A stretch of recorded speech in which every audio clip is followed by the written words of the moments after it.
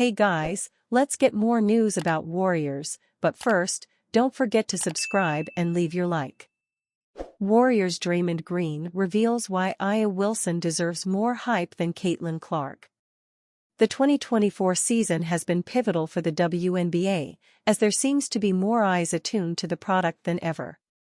Now, part of the increased attention the WNBA has been drawing is due to Caitlin Clark, the transcendent talent who makes many tune into their televisions just so they could witness her game-changing range from beyond the arc.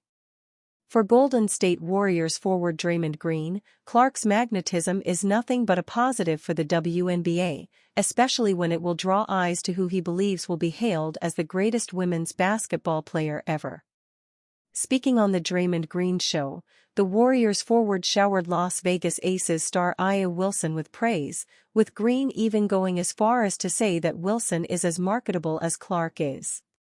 "I think Aya Wilson is as marketable as anybody in the WNBA, but you have to figure out how to market the product," Green said, via Julia Stumbaugh of Bleacher Report.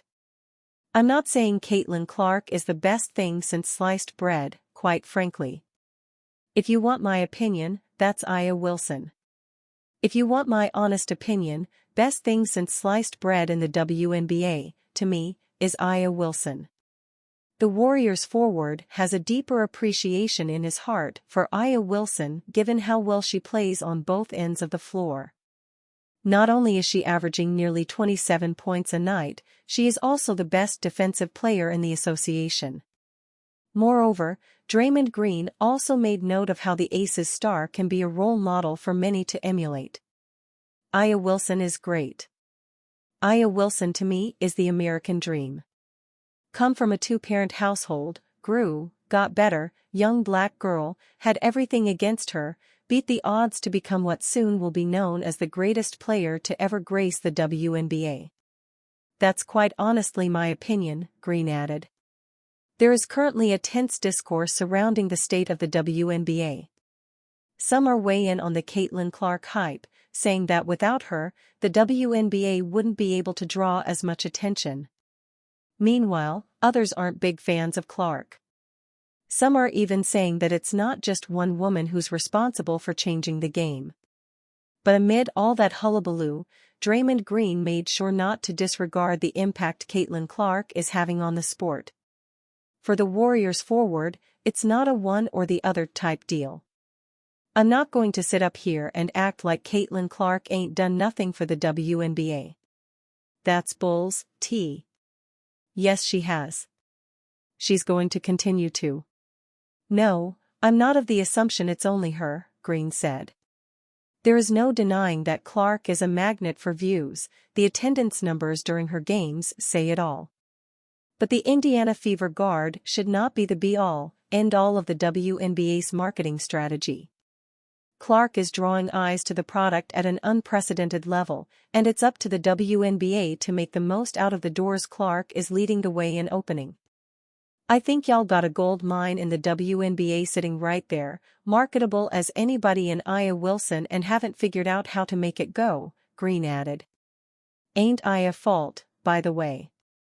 LeBron harps on missed call against KD that could have changed course of 2017 finals. Former Cleveland Cavaliers star LeBron James reminisced about a missed call involving then Golden State Warriors forward Kevin Durant that he believes could have changed the trajectory of the 2017 NBA Finals. I believe it was 2017 to 2017, Game 1 in Golden State," James said regarding one of his several NBA Finals matchups against the Warriors. "We had an opportunity to win that Game 1. I remember one play that still burns. It burns me inside as I read Kevin Durant with his right-to-left crossover, and I'm able to step over and get a charge. The referees went to go look at it. I still got some hurt feelings about that. And they went over and looked at it and called it a block. A block charge, and that game didn't go the way it went as way we wanted to. But that could change the trajectory of a series." James' Cavaliers lost Game 1 by 22 points and mustered only 91 points as a team. Cleveland received little scoring production from its supporting cast in the defeat, considering no player outside of James, Kyrie Irving and Kevin Love reached double digits in scoring. Conversely, Durant scored a game-high 38 points and converted 14 of his 26 shot attempts from the field, including half of his 6 tries from three-point range. The Cavaliers' Game 1 loss was a microcosm of how the championship series played out. Cleveland lost the best-of-7 series against Durant, Stephen Curry and the Warriors in convincing fashion, as 3 of the team's 4 losses came by 19 points or more. Cleveland's lone win of the series came in Game 4, and it took an incredible collective offensive performance from the Cavaliers to earn a victory. Led by Irving's 40 points on 15 of 27 shooting from the field, the Cavaliers put 137 points on the board. James also chipped in 31 points, 10 rebounds, 11 assists and 1 steal.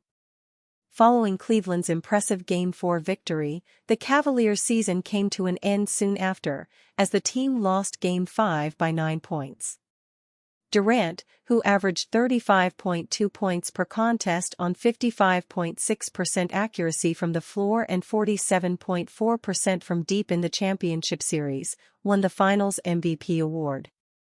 While Durant's Warriors got the better of James' Cavaliers in the 2017 NBA Finals, the 39-year-old has the edge over Durant in terms of NBA titles won. Durant has 2 titles to his name, both of which came during his time in Golden State, while James is a 4-time champion, with his most recent title coming with the Los Angeles Lakers in 2020. Though James' argument that a single moment can change the trajectory of a series is well-founded, considering how the series in question played out, it's difficult to imagine that the Cavaliers would have won the 2017 NBA Finals even if Durant was called for a charge. This Warriors/Pelicans proposal sends Brandon Ingram to Golden State. The Golden State Warriors are heading into what is going to be a monumental offseason. There is a chance the Big Three era comes to an end, with Klay Thompson set to hit free agency. With a need to shake up the roster, could Brandon Ingram of the New Orleans Pelicans be a potential trade target? Stephen No of Sporting News recently pitched a trade between the Western Conference foes, centered around the number 2 pick in the 2016 NBA Draft. The proposed deal would send Brandon Ingram to Golden State in exchange for Chris Paul and Moses Moody, a 2025 first-round pick and 2028 first-round pick. With an extension reportedly not being offered by the Pelicans, a trade centered around Ingram could be on the horizon.